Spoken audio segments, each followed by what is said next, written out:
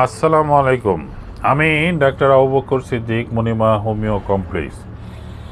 Psoriasis এর বৃদ্ধি থেকে বাঁচার জন্য যেসব খাবার বর্জন করবেন, অর্থাৎ সোরিয়াসিস রোগীদের আসলে কি খাবার খাওয়া উচিত বা কি খাবার বর্জন করা উচিত, সেইগুলি নিয়ে আমি আজকের ভিডিওটি সম্পন্ন করব। যেমন সোরিয়াসিস রোগীরা লেবু বা টক জাতীয় খাবার বা সাইট্রিক ফুড পরিহার করবেন। ডিম বা ডিমের কুসুম খাবেন না। চর্বি জাতীয় খাবার খাওয়া যাবে না। গরুর মাংস, খাসির মাংস, মহিষের মাংস অর্থাৎ লাল মাংস খাওয়া যাবে না। ধূমপান, মদপান বা কোনো প্রকার নেশা করা যাবে না। দুধ বা দুগ্ধ জাতীয় খাবার খাওয়া যাবে না। চিনি বা মিষ্টি জাতীয় খাবার খাওয়া যাবে না। বেশি মশলাযুক্ত খাবার খাওয়া যাবে না।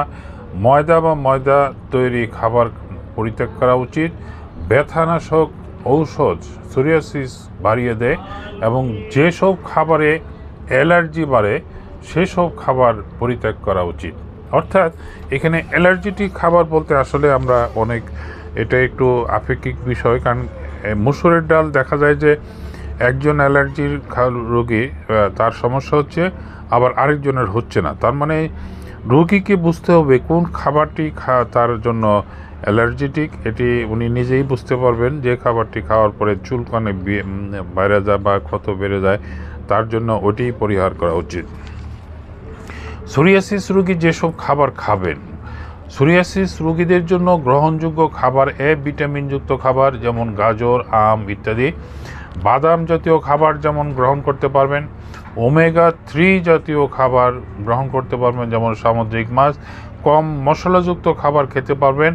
সুষম ও স্বাস্থ্যকর খাবার যেমন টাটকা মাছ, ফলমূল, শাকসবজি, হোলগ্রেন মাছ বা কম চর্বিযুক্ত মাংস।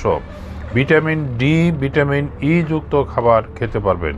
এখানে আমি একটি কথা বলে নিই যে আমার কিছু রোগী দেখা যায় যে সোরিয়াসিস চিকিৎসাধীন থাকা অবস্থায় এমন রোগী পাওয়া যায় যে তারা 70%, 80% সোরিয়াসিস থেকে মুক্ত হয়ে গেছেন এবং এক পর্যায়ে তারা আয়েশ করে দেখা গেল হয়তো গরু মাংস খেলেন। গরু মাংস খাবার আমি একটি মেয়ের হয়তো কলেজে পড়ে একটি মেয়ে দেখা গেল যে তার গরু মাংস খাওয়ার পরে সমস্ত মুখটুক ফুলে যায় এবং সে ফুলে যায়, সোরিয়াসিস গেলে বেড়ে যায়। তার মানে কি, তাকে কন্ট্রোল করতে আমার প্রায় আরও 1 মাস সময় লাগে। আবার এমন রোগী দেখা যায় যে ওষুধও খাচ্ছে, মাংসও খাচ্ছে, আবার চুলকানিও হচ্ছে, প্রচুর চুলকানি বেড়ে যায়।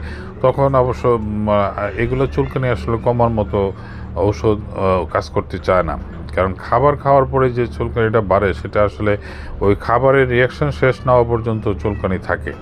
যার জন্য আপনারা যখন চিকিৎসা থাকবেন তখন এই খাবারের তালিকাটা আসলে আপনাদের থাকা উচিত এবং সেই অনুযায়ী আপনাদের চলা উচিত এবং সুস্থতার স্বার্থে। তো আমার ভিডিওটি দেখার জন্য আপনাদেরকে অশেষ ধন্যবাদ জানাচ্ছি। আমার সাথে পরামর্শের জন্য আমার মোবাইল নাম্বার 01733162976। আপনার সুস্থতা কামনা করে এখানেই শেষ করছি। আল্লাহ হাফেজ।